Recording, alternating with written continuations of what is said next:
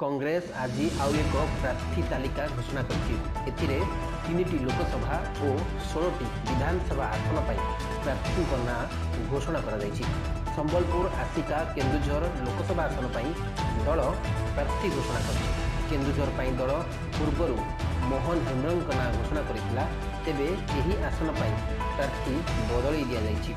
मोहन हेम्ब्रम जगार विनोद नायक को प्रार्थी कर दल संबलपुर लोकसभा आसन पर दल दुलाल चंद्र प्रधान को प्रार्थी करथिबा बेले आसिकार देवकांत शर्मा को छिड़ा कर निकट में बीजेडी छाड़ी कांग्रेस सामिल होइथिबा केन्द्रापड़ार पूर्वतन विधायिका शिप्रा मल्लिक टिकेट पाई दल तांकु सही केन्द्रापड़ा विधानसभा आसन प्रार्थी करिछि।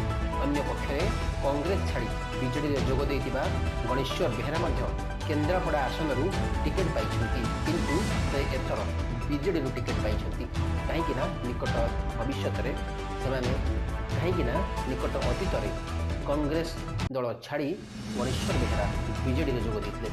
बीजेपी छाड़ी कांग्रेस रे मिशिथिबा सोनाली साहू को टिकेट मिली दल खोर्धारू टिकेट देपरी कांग्रेस 6 वर्ष बहिष्कृत होता जटणी विधायक सुरेश कुमार राउतराय बड़ पुओ सिद्धार्थ राउतराय को दल प्रार्थी कर निमापड़ा टिकेट दि जाइए। झारसुगुड़ा विधानसभा आसन कांग्रेस अमिता विश्वाल को प्रार्थी करथिबा बेले बड़ साही क्षीरोद पात्र सुकिंदारू विभूभूषण राउत कंटामालू शरद प्रधान राजनगर अशोक प्रतिहारी महाकालपड़ू लोकनाथ महारथी पिपिलू ज्ञानरंजन पट्टनायक जयदेवरू कृष्ण सरगरिया चिलिकारु प्रताप स्वाई कविसूर्यनगर संजय मंडल और गोपालपुर श्यामसुंदर साहू को प्रार्थी करिछि दल।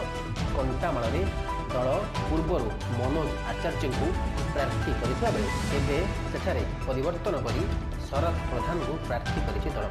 सेहीपरि जयदेव रे जयंत भोई स्थान में कृष्ण सरगरिया कविसूर्यनगर विपिन स्वाई बदल में संजय मंडल को प्रार्थी करिछि दल। Bureau report entertainment.